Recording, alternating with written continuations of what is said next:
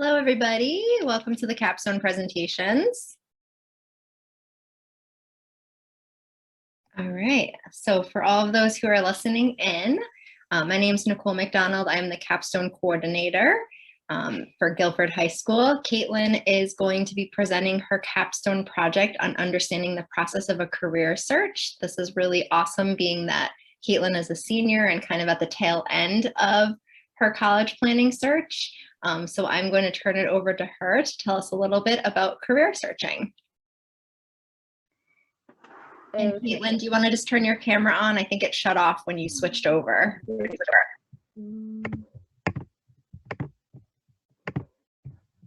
it did. It happens all the time. It's okay. Right. So, my main focus was the process of career search and being able to find a set path for me to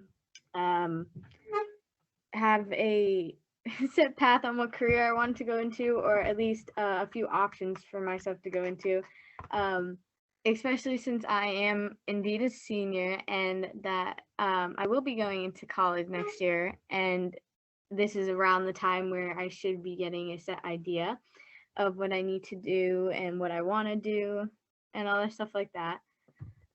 So one of the main questions that I said, of course, was what do I want to do? Over the years since I was like 10, I've been switching my career from a teacher to like, I think at one point I said a fashion designer, and now I'm here with the two main topics of my career, which is either something in the forensics field, which I am majoring in the college I will be going to in the fall, or deciding to change the whole entire thing to social working. So my main focus was understanding my interests, being able to actually sit down with myself and being able to say, this is what I'm interested in, this is what I want to look into, this is something that I can see myself in the future being like, this is what I wanted to do, this is something I'm happy with being able to do. Something with understanding those would be looking into majors in college and what I want to do for the whole 4 years. A career path off of the forensics and the social working. What individual career path do I want to go off of through those? And then, of course, the field choice, which I just discussed. Another main focus that I tried to use when researching and everything was to narrow down my choices, find where my interests lie, and researching as many topics as I could.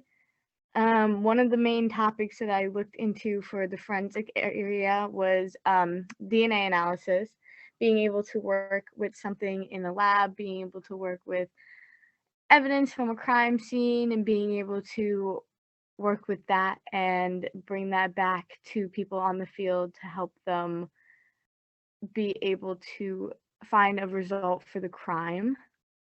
Included in the presentation is different fields that I research. The research I used, I have not necessarily conversations with my mentor, but I do have an audio message from him, and the outcome. And then the additional information, certain fields that I tried to look into more, which I just said, was the DNA analysis, the forensic psychology, and then the social working. The special steps that I took and the field work that I took throughout the research was finding someone that worked in the field that I was interested in, or someone that worked more closely to the field that I am interested in. So my mentor, who was able to give me firsthand information about his job and the experiences that he was able to take. He explained to me the importance of his job, why he decided to go into that job, and all that, which I have a slide about that will be coming up. And then I also found articles. I found articles of mainly just my field and like the description itself, why the main reason why people enjoy those fields, why it's why they're popular fields, why people decide to do them. I compiled lists that are in the presentation as well. One of the lists were the fears and challenges of deciding my career, with the pressure of college and the pressure of having my senior year be really close to over. And I compiled a list of my dislikes and likes of my careers, which helped a lot with trying to determine a path that I wanted to go down. I reassessed my personal goals, trying to figure out if this is what I really wanted to do, if this was something that I could be proud of myself for doing. Goals being able to sit down and actually think with myself if this was something that I was truly interested in, something I wasn't going to regret in the end, and immense amounts of research. And then, so this is a little slide about my mentor. His name is Peter Farr. He is the detective of the Major Crime Squad. He provided me firsthand experience in the field that I was interested in. He was my main form of research. He explained the struggles to me on the field, how the job wasn't necessarily easy. There were many challenges and pros to the job. He explained why he chose the job. He went through being a detective in the crime squad was not something that he did as soon as he got out of his education program. He did do a lot of other immense jobs. I believe at one point he was a security officer, and through that he realized that he wanted to go off and be more with the law enforcement, where he went to the policing academy and spent all his time there, and then he was able to get a job at the Major Crime Squad. He explained the importance of his job and why he did it. One of the things that he told me that stuck with me was one of the challenges that he faced through his job was having to go to the families at the end of the crime and have to support and explain to them everything that he was told that he had to, in the end, explain to the families. I feel like this stuck with me because it was just something that I feel like is extremely hard for someone to do, and it made me super impressed that he was able to find a way to be able to be like, I'm going to be able to do this. I have to stay calm for the family to be able to explain to them what I know myself, to give them a sense of closure, which is something I find very, very interesting for him to be able to do, because I know a lot of people would not be able to sit down and explain that to a family. I feel like some of the importance of his job were being able to comfort the families that he had to speak to. He was able to put criminals away through the intent of being able to go to a crime scene and find evidence to give to lab assistants, and the hardship of explaining situations to families and all that. And then this is one part of my research. I started off by researching the definitions of the two main jobs that I was looking at. First off was the forensic DNA analysis. I found a quote that says forensic DNA analysis is an extremely powerful investigative technique that has become in many ways the standard by which other forensic scientists are measured. I found that one of the pros to this job was being able to work in different organizations.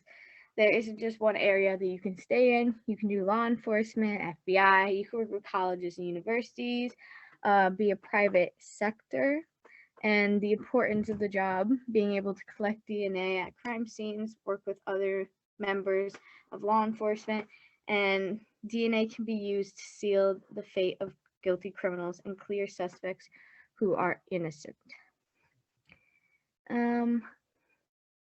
Another form of research that I did was on social working itself. I was mainly into doing social working of children That is something that I've always wanted to work with children if I was able to.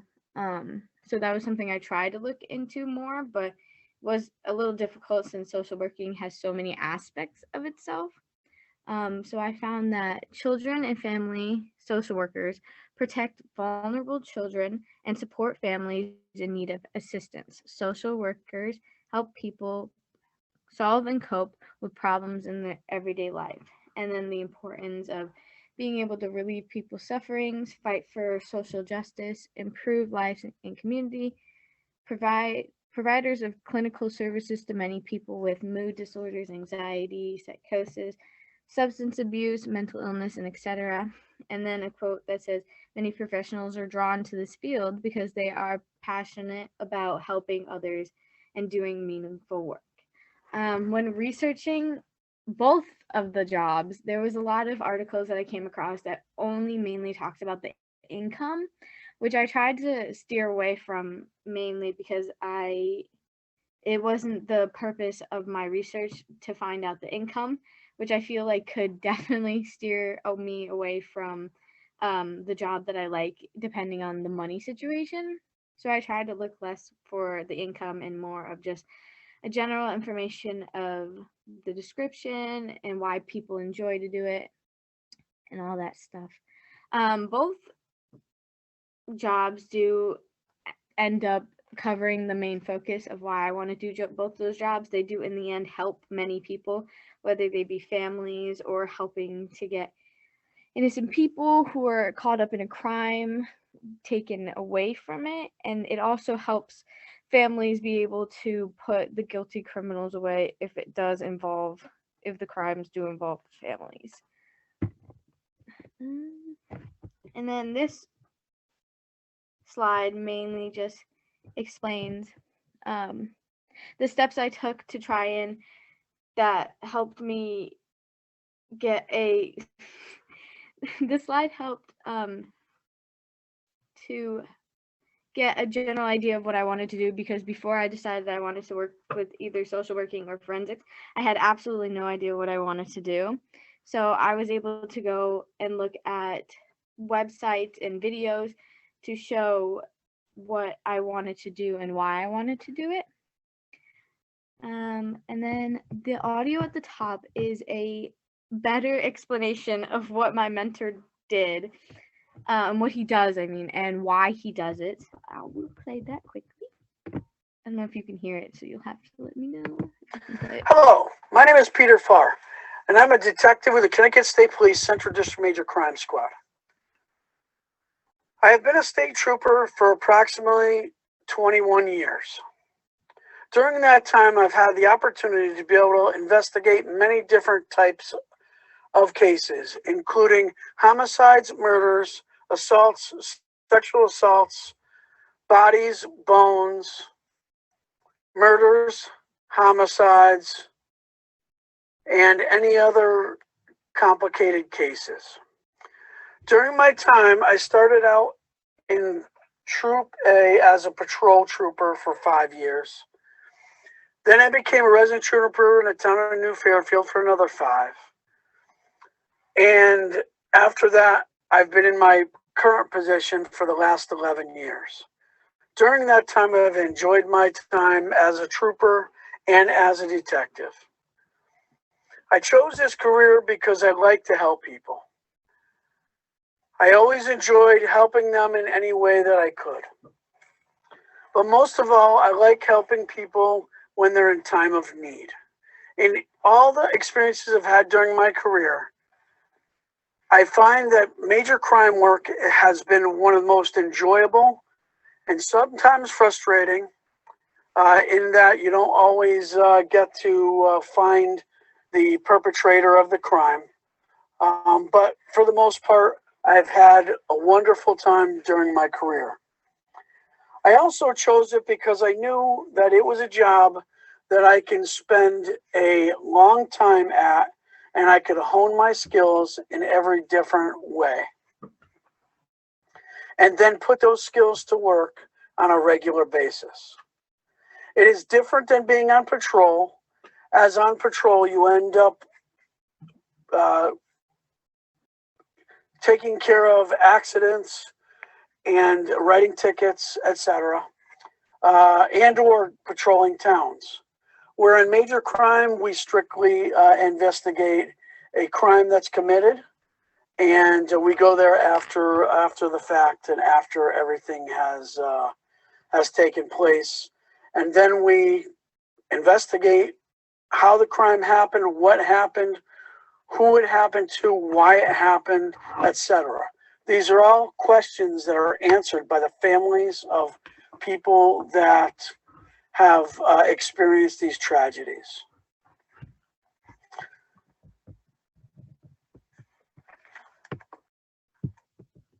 So that he basically summed it up better than I did, of his career and why he does it, how he is able to help people, which was one of the main things that I was looking to do as a career, being able to give support to the families and being able to help give them closure in the end, so to answer all their questions that they needed to be answered.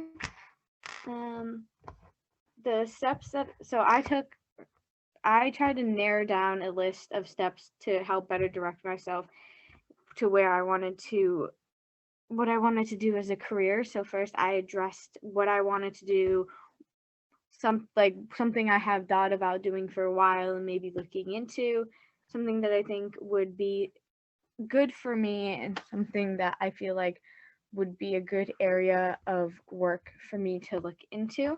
I conducted a small list over the months of things that I was thinking of looking into or thinking of wanting to do, such as I said before, like a teacher is something that I brought up again over the year. Social working was a big thing that I just randomly thought I would like to do. I think 2 weeks ago that I looked into. The forensic DNA analysis, that was something that I wanted to look into for my immense interest in science and forensics. And then forensic psychology was something that I was also looking into for months now, that I thought would be something that could be really, really interesting for me to do.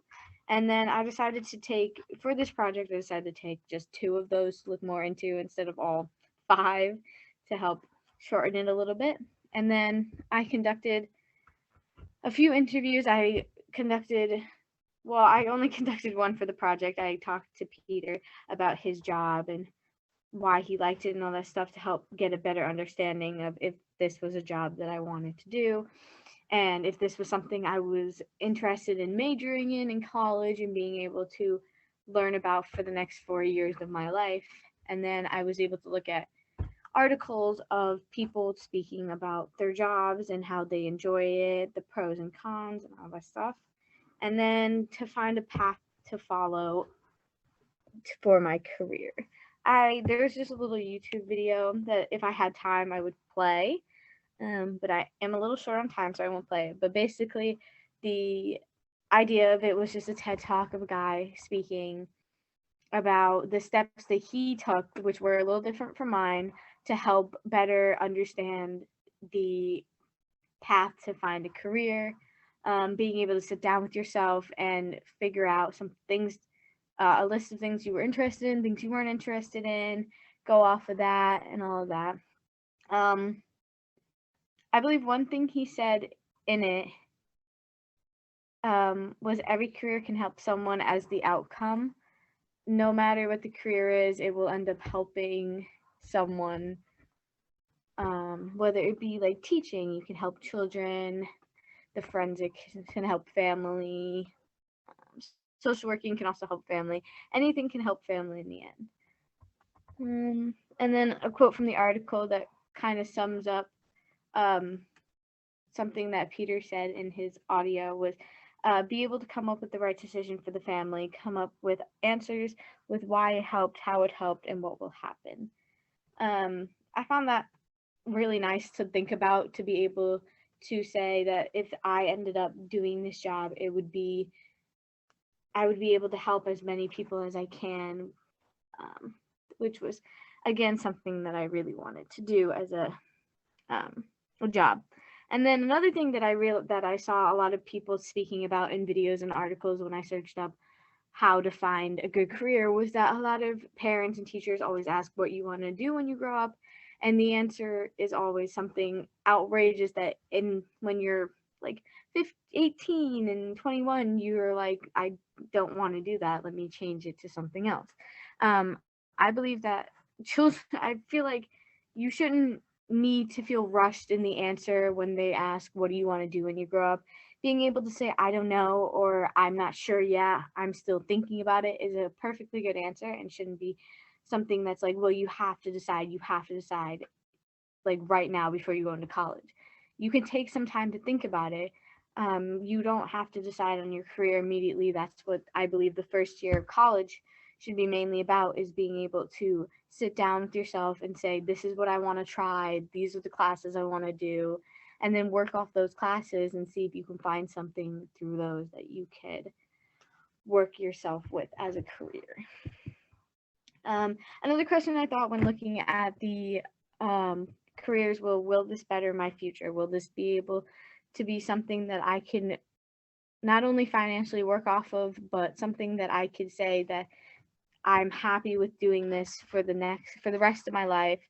This is something that I don't regret doing, something I'm interested in, something I would recommend to someone that I feel would also enjoy the career that I want to do. I also combined the list. One of the lists were my challenges and my fears. One of the challenges that I faced during this presentation was deciding where my interests lie, being able to pick through the list of careers I wanted to do and actually decide which one I wanted to have be the main focus. Another one at the beginning of the whole entire presentation was I had not decided where I would want to go to college because I was not mainly looking at the atmosphere and the environment of the college itself. I was looking more of, does it have my major? Does it have something I'm interested in? Does it have the classes that I want to do as a step towards the career I wanted to do? And another thing I did at the beginning of the presentation was I completely changed the path that I had originally set myself to go on. Originally, I was so into forensic psychology. I was something I wanted to do. I had nothing else in my head. And then it ended up switching to doing DNA analysis and psychology and teaching and social working, which I realized in the end was perfectly fine because I don't need to have a set goal for myself right now. A fear that I had was not being able to have a general set outcome for the presentation, not to be able to say that this is the outcome that I lied with and this is the career that I chose, that this is what I want to do and this is the career that I chose to do for the rest of my life. And also, I was very nervous that I was going to end up at the end of the presentation just completely changing the idea of what I wanted to do and what I wanted to be interested in, and completely just change fields and the viewpoint of where I wanted to go. I made also a list of likes and dislikes for the careers to help me better myself with what I wanted to do, to see if I really liked it, what I didn't like it. If there was more dislikes than likes, then that would help me push one of them away from the other one.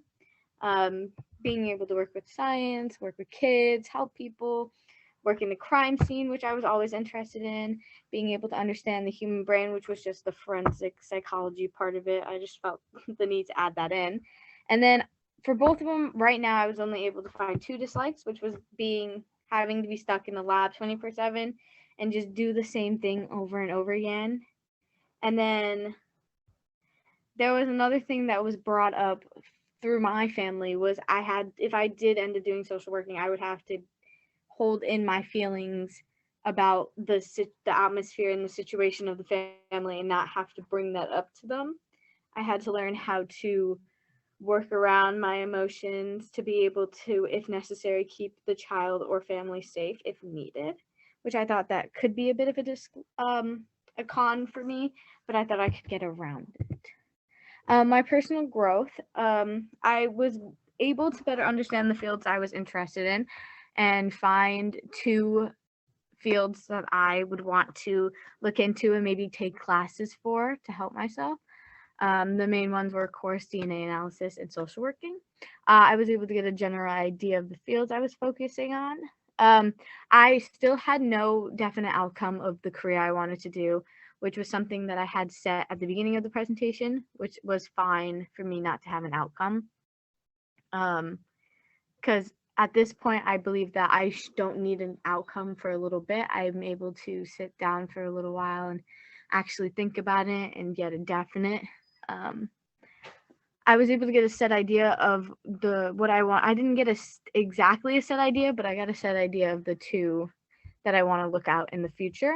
I identified my goals. I set passion on the career I liked, determined my likes and dislikes for both of them to help get a better understanding. And then I tried to get a set determination on what path I wanted to focus on, but I was not able to, so I would have to look more into that. And then that was my works cited. Nice job. You want to just turn off the share, Caitlin, and we'll just have a quick little discussion. Awesome. I have to say how impressed I am with you, not only just being coordinating the capstone, but also as your school counselor. Just your growth over these last 4 years is so clear to me, from when you were a freshman to now. And it's like, this is the best moment in time for you that you've really shown it. You clearly did a lot of work on this. You're very confident and fluid in your speaking about all of the research that you've done. And it sounds like it was really beneficial to you, which is awesome. And it sounds like it was helpful. I mean, even though career searching is something that, we talk about doing early on in high school, it sounds like it was really helpful for you in terms of picking classes for college and figuring out what you don't like as well as what you like. I think that was a really good point. So I'm just very, very impressed. Nice job. Thank you. Does anyone have any questions for Caitlin?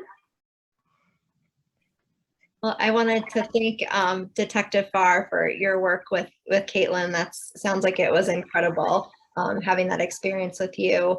And Miss Miley, thank you so much for your help as well. And I think Mom's on the call too. I know she was supportive as well. So we're all really, really proud of you. Is there any focus that you would say between the forensics, the social work, and police interests that you are kind of leaning towards? I agree with you. You don't need to make a decision by any means, but I'm curious if there's one that you find to be you're more erring towards.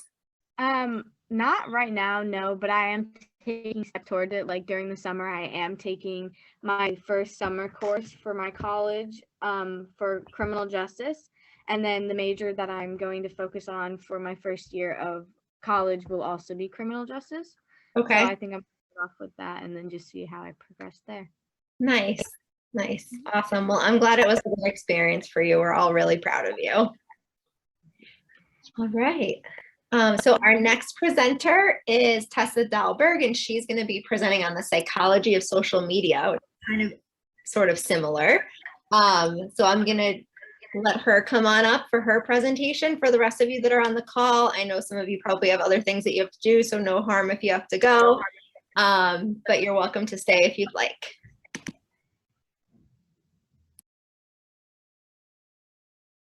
All right. I will turn it over to you. Tessa is going to be presenting on the psychology behind social media.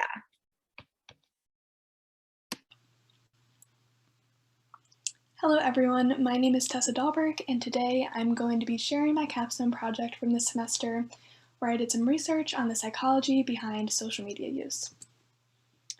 Before we move on to discussing my research, I want to briefly talk about why, out of all the subjects I could choose to do a project on, why I chose this. So my initial interest in the capstone project stemmed from my passion for psychology.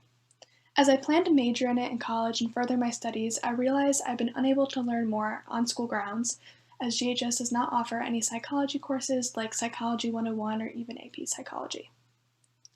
When I discovered the Capstone project and learned more about it, I realized that its unique independence and the opportunity to work on any topic was exactly what I was looking for. It has since given me the ability to essentially focus on my future, and I've been able to learn what works for me, learning and working fully independently, and even discover more about a field that I'm passionate about. Because of the broadness of psychology, there were so many topics that I knew I'd love to learn more about and complete my project on. After long consideration, I decided to focus my project on social media, as my generation has grown up, for the most part, surrounded by it. I wondered what the repercussions are for extensive amounts of social media use, seeing as social media is fairly new and the long-term effects are unknown. And speaking even more currently, the pandemic has caused an even greater amount of social media use due to the isolation. Throughout my research, I've come across a cohesive theme which brings me to my goal here today, and that is to educate and advocate for limited social media use. So first, I'm going to begin by providing an outline of some items that will be discussed today. First, we're going to go over the basics of social media and sort of build a foundation about what it is to prepare us to go into some deeper topics. Next, we're going to transition into social media's effects on the brain and mental health, which is what I predominantly studied. I'm also going to touch upon some other aspects of social media use, such as physical repercussions, behavioral impacts, and even compare and contrast how social media's effects on youth versus adult. Then we're going to move on to some studies on how it has affected our community, specifically my fellow peers and friends, and I'm going to share my personal experience and the experiment I conducted in regards to my social media use. So what is social media? Social media are digital platforms used primarily for communication purposes. They provide outlets in which people have the ability to create, share, and exchange information and ideas in virtual communities and networks. Now, there are different types of social media.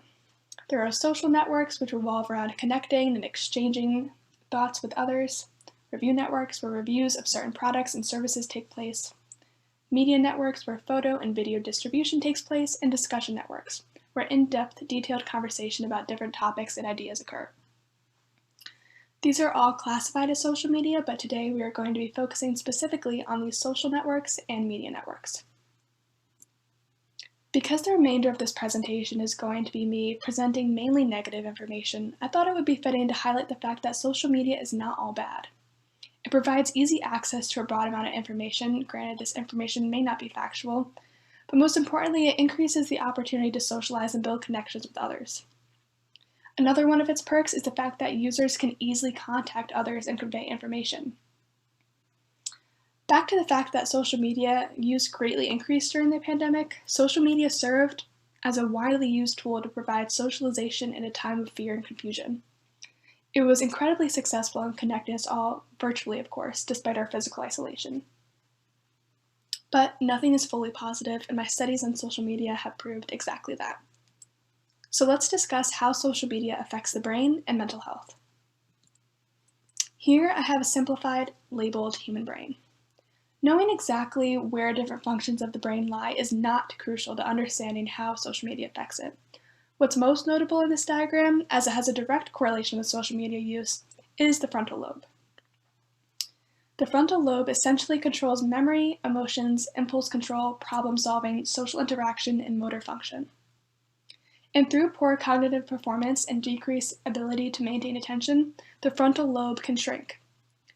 Now that we've distinguished the functions of the frontal lobe, what can cause damage, and the results of negative impacts, let's discuss how this can occur as a result of social media use. Some of you may be familiar with the terms ADD and ADHD. ADD, or attention deficit disorder, is a neurological condition with symptoms of inattention, distractibility, and poor working memory. ADHD, attention deficit hyperactivity disorder, is similar in terms of the inability to stay focused, but people with this also experience above normal levels of hyperactive behavior. There's actually a correlation between these disorders and social media use, where heavy use can possibly cause and most likely contribute to further ADD and/or ADHD. In a 2-year study of more than 2,500 high school students in Los Angeles, NIH-funded researchers found that heavy social media use directly correlated with ADD, and most specifically ADHD. All of the students had reported no significant symptoms at the start of the experiment, but by the end of the 2 years, among 51 teens who said they frequently participated in all digital media activities evaluated in the study, 10.5% later reported ADHD symptoms. Now, of course, it is not ensured that social media use will lead to ADD or ADHD, but it is most definitely a risk, especially in youth considering the highly influential status of developing brains. So, in a sense, heavy social media use has the ability to result in shrinking certain parts of the brain. Now, how else does social media affect the brain and in turn human functions as well? Predominantly, social media is addictive, both physically and psychologically. It's exactly why so many report high usage of social media. This addiction stems from the dopamine-inducing social environments, the influx of likes or followers providing instant positive feedback. Studies have actually shown that these aspects of social media have affected the brain's reward area to trigger the same kind of chemical reaction as certain drugs. Thus, the brain rewires itself through this positive reinforcement, making people desire social media even more. The level of psychological dependency on social media increases further when used as a coping mechanism for subjects such as stress, depression, and even just loneliness.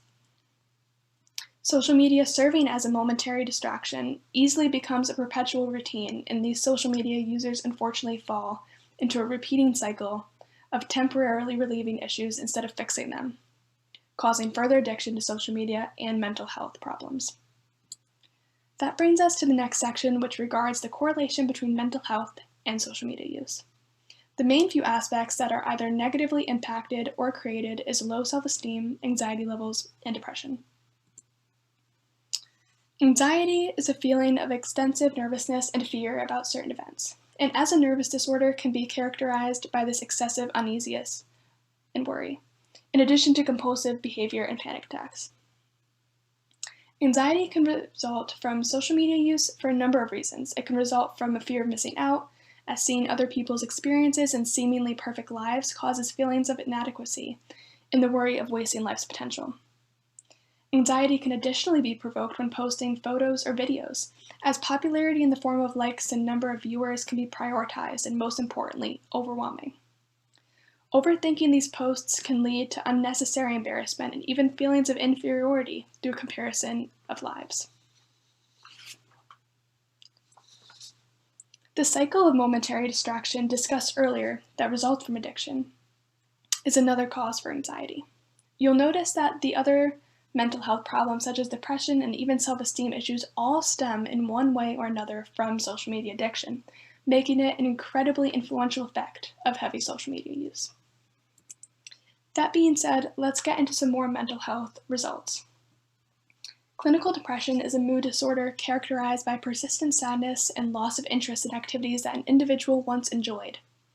Depression can be caused or contributed to by social media through its emotionally disappointing and socially isolating atmosphere. Social media provides only virtual socialization, which may momentarily provide comfort, but in the long run only remind and solidify the loneliness of real life. Social media can also serve once again as a distraction, preventing real socialization and contributing to further depression. Next, let's unpack how social media can negatively impact self-esteem.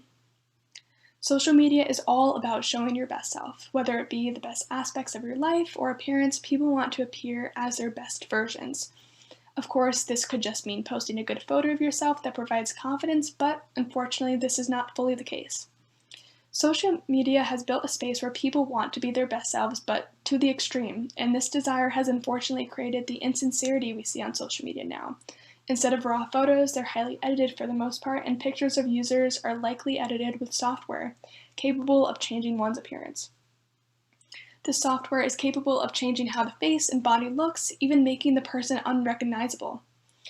On many popular social media platforms such as Instagram and Snapchat, filters are created as well as a quick version of changing how you look, applying makeup to one's face and/or changing the entire structure of the face with one quick click of a button. This all contributes to the societal standard created on social media of perfectionism, something nobody can truly achieve. And these unrealistic beauty standards constantly being shown on social media cause nothing but the desire to change, especially in teenagers and kids already trying to navigate through discovering themselves. This push towards perfectionism can lead to severe self-esteem issues, even with consequences of eating disorders and other physical issues.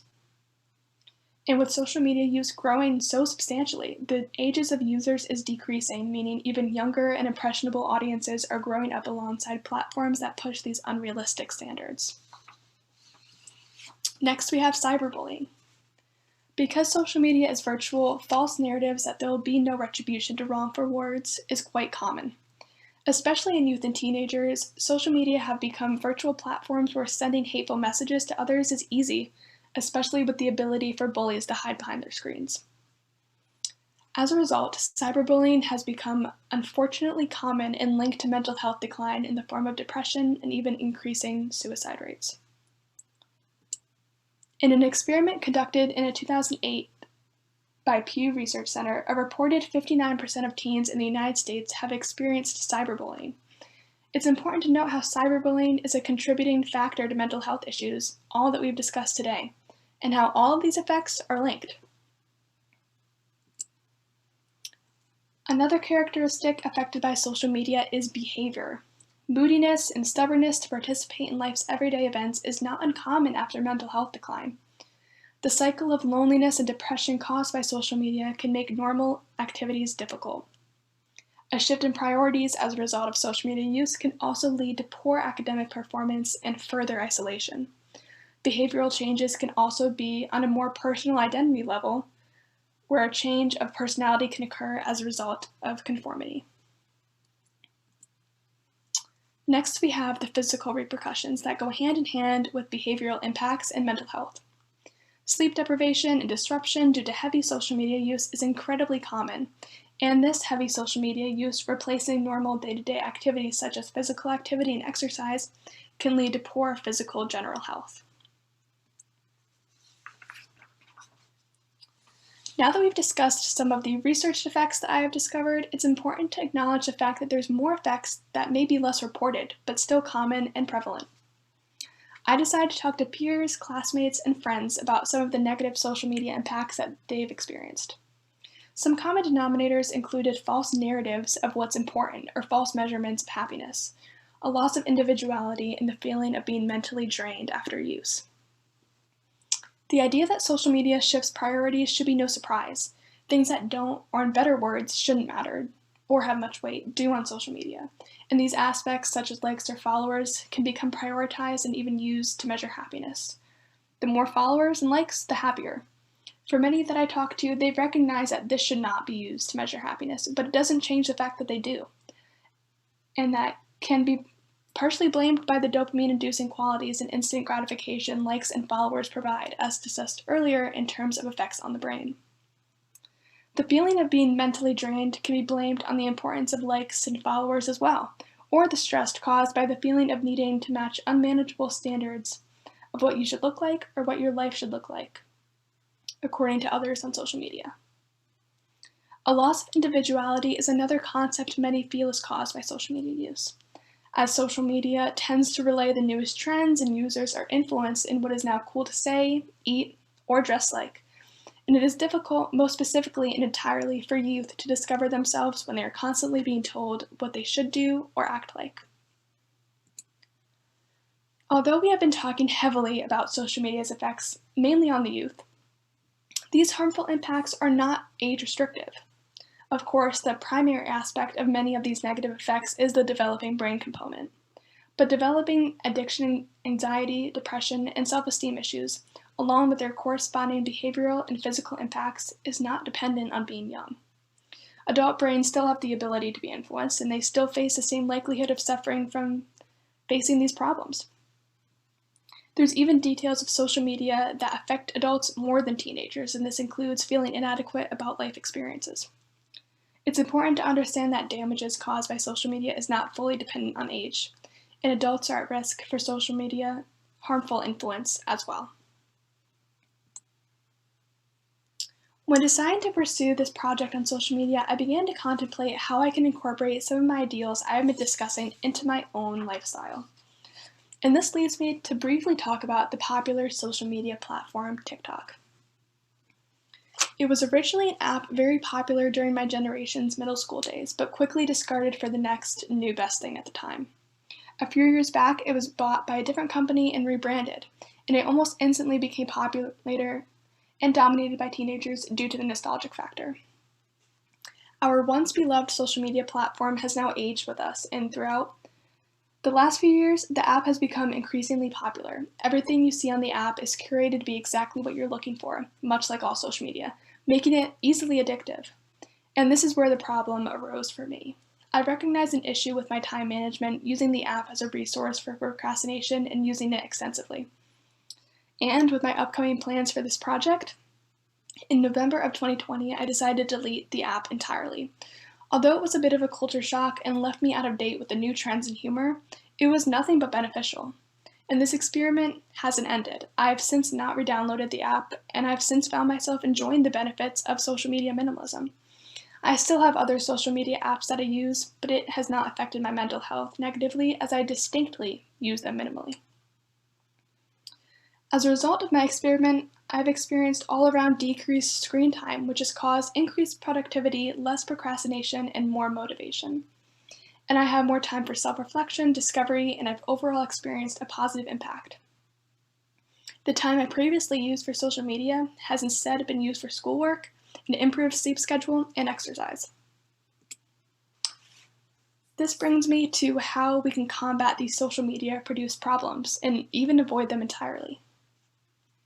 Now, I'm not going to simply say that the best thing to do is to instantly delete all social media and stay away from the platforms. Instead, I've composed a few steps that will aid in discovering what is the best solution on an individual level. The first step is understanding the risks and benefits to social media use.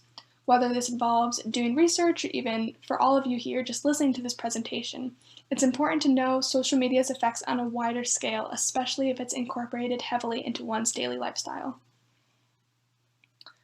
The second step is evaluation, which most importantly regards being honest to yourself about your social media use. In my personal experience, as I had just discussed, I recognized that my lack of self-control when it came to this specific app required me to delete the source entirely.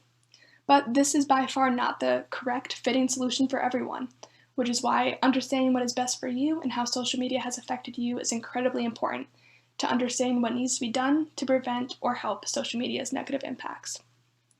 Finally, and what I think is most important, is understanding the importance of digital minimalism.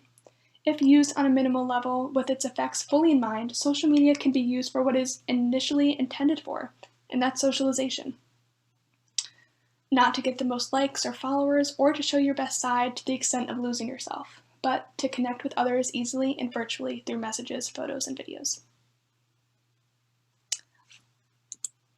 All right, that concludes my project. I really hope that this has been an interesting and educational experience for you all, and I really want to thank you for being here and listening.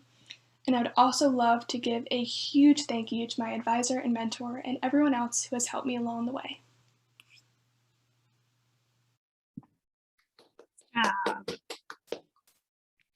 So we're just going to open up a discussion for the audience. We could use the chat feature on Zoom, or you can speak aloud and use the raise hand function on Zoom. As your counselor and the Capstone coordinator, I just want to say how impressed I am with this presentation. I wish that every single student in Guilford schools could listen to this, because it's just a really, really strong message. And I like how you said about minimalism as opposed to just, because I know that there's a word out there in terms of just getting rid of social media altogether. That's one idea. But I think it's unrealistic. So I like your idea about minimalism. It absolutely makes a lot of sense. Thank And you. I have to try to do that myself. First Selectman Hoey. Hello, Nicole. Tessa, great job, great presentation. Those of us of a certain age are sometimes mystified by how much time we see younger folks on devices. Particularly, you walk into a restaurant and you see a family there, and 3 or 4 of them are all on their devices. Did you at all think about particularly for younger folks, limiting live social interaction skills because of the prevalence of social media? Yeah, of course. I think that a lot of us kind of replace our social interactions in real life with socializing on social media, which isn't really a good way to it's not good to replace that because it's not really. Also, I agree with Nicole about the minimalism, because I don't think you're going to get a whole generation to throw this stuff away. It's teaching, it's providing techniques to minimalize it. The other question I had on your personal study, when you left TikTok, how much found time did you get, do you think? How many hours do you think you were spending a day on that app? Honestly, a lot. I think maybe like a couple hours because I used it like spread out throughout the day. But I just kind of replaced, I used it a lot at night. So I found a lot of time that I used to use on the app, I was able to use for sleeping and doing homework and stuff like that. So yeah, overall it was just really beneficial because I use it so much throughout the day. Great. Thank you very much. Great job. Thank you, Matt. Was there a pivotal point, Tessa, that made you take this route? Like, was there something that in particular that you're like, you know what, I want to try to cut back on the social media, or was it just kind of a personal study? Honestly, yeah, I think there was kind of a combination with knowing that this is the project that I want to do in the following semester, since I did start in November. But I also just did it to see how it would affect me personally. And I wanted more time with homework and studying, and I just found that I was too distracted by social media to really get what I wanted to get done. So yeah, it makes a lot of sense. And the timing of it really is interesting too, because I think, you know, for all of us, we're finding ourselves more on devices, more on the computer with the pandemic. So it's really a great, strong message. I just want to read you some of the comments in the chat. Mr. Mangino, who I believe is your advisor, right? He said, amazing job, Tessa. Colby Cortez, who's a fellow student, said, great presentation and impactful message. And then Nick said, excellent job. So awesome. Thank you. You're welcome. Nice job. Well done. Save that video because we might want to use that next year at some point. Thank you so much. Awesome.